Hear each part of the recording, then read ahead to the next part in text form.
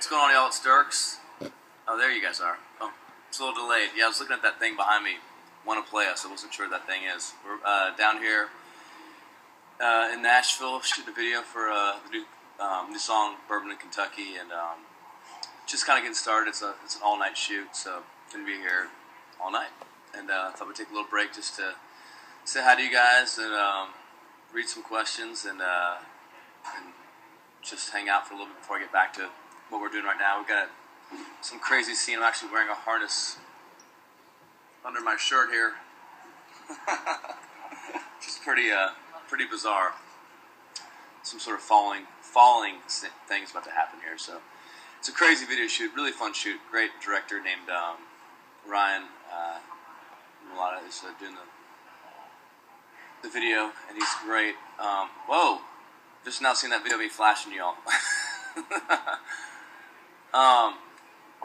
So I have no sound. You guys, can you hear us? It's echoing and not matching up. It's good? Okay. Someone says I look good. Do we plan to fly? Yes, we plan to fly. Be careful. I will. Okay. Anyway, hopefully this is working. So, just want to answer a few of y'all's questions that I got them reading here and that I have also on paper too. You can hear me good. Okay. A lot of questions about Casey Musgraves and what it's like working with her and how I chose her for the song and all that. So really, when I heard the song, I loved it. I thought we made a great record on it. But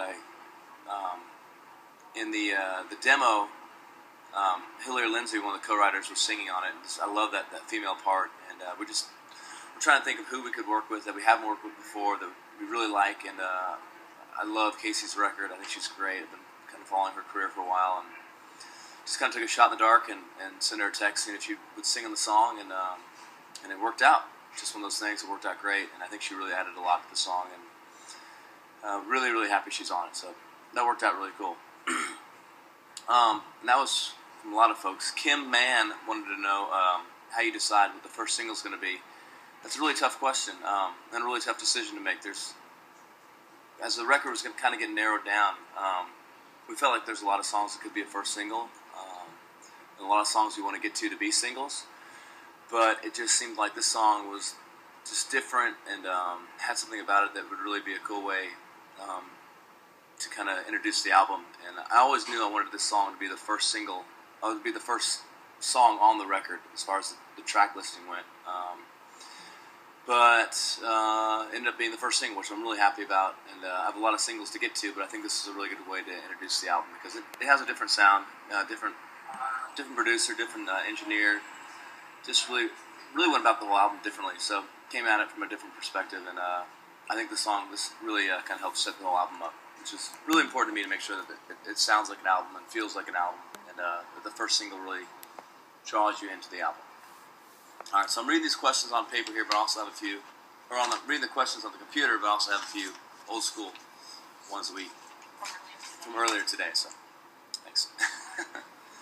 Jen the Hen 77 wanted me to sum up the album Riser in 3 words. I'd say real, raw emotion would be the 3 words I would choose.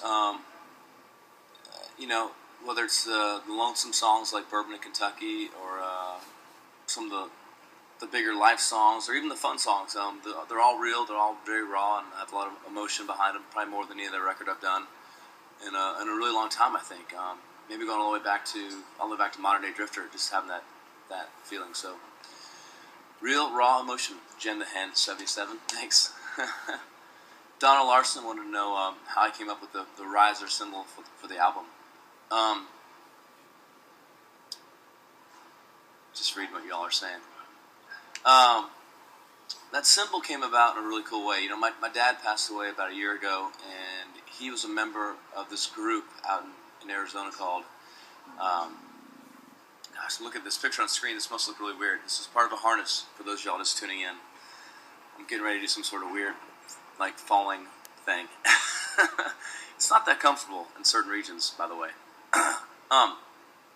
But my dad was a member of this thing called the Thunderbirds, out in Phoenix. It's a great men's group that does a lot of charitable work and raises millions of dollars every year for great charities around the valley in Arizona. So I'd always seen that symbol growing up as a kid. And then the Junk Gypsy Girls, they redid an Airstream for me, and they put that symbol in the Airstream, so it kind of came back into my consciousness.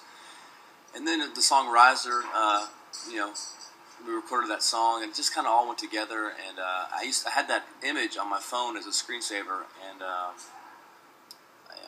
think maybe Mary had seen it, and my wife had seen it, and thought it'd be just kind of a cool symbol for the album. And so it's kind of neat when something like that lines up, where there's an image that actually kind of fits the record. And long story, not so short. That's how it came about. What do you get for Father's Day from Katie? I flew back from our last gig up there in Ohio, and just I got some cards, and the girls made some cupcakes and sang for me, and I just had a great day with my family. So it was really awesome. Just hanging out with them at home is the best Father's Day gift I could have gotten. So it was great. Brenna Von Levon, is that right? It's a great name. Brenna Von Levon. What's your favorite memory you have of your dad? Just going camping with my dad would be definitely some of my favorite memories. Used to go to a big lake called Lake Powell up in the Arizona-Utah border, and go camping for 7 days and fishing, and learned a lot from him. Just everything about how to catch fish, to cook them up, to drinking cold beer, to just a lot. Cooking over a campfire, all that stuff, all the great things you learn from your dad, I learned from hanging out with him and camping with him as a family. So a lot of great memories, but certainly camping are the best. Mary wants to know what's been your absolute favorite venue to play. And yeah, there's a lot of good ones. Red Rocks in Colorado stands out. The Gorge in Washington stands out. Great outdoor natural venues. But really, I honestly would say just whatever the last show I just played was my favorite one. We just played Clay's Park Amphitheater up in North Lawrence, Ohio, and it's absolute craziness of fans, just people on shoulders all night long, and just so much energy. And it just really is, whatever the last show I played is always the one that sticks out the most in my mind. But certainly there's been places like the Ryman and that are really special. But every show, I think me and the guys of the band go out there trying to find, dig it out, whatever we can dig out of that venue and that space to make it the best show of the tour. And just keep trying to build on top of the last show. Let's see what else we got here. From Debbie, what are at least 2 other artists that you can't stop listening to right now? Man, most of the music I listen to would be when I'm working out, just trying to find music to keep me kind of motivated, because I don't like working out a whole lot, but it really helps me get focused for the next show.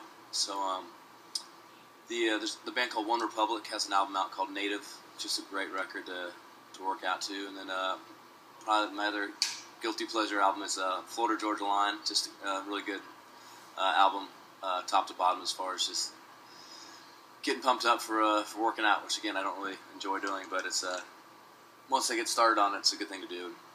Sweats out all the cold beer from the night before, so I can go out there and give it all I got the next day for you guys. So, how many bottles of bourbon were consumed during the making of the video? From Adrian Taylor.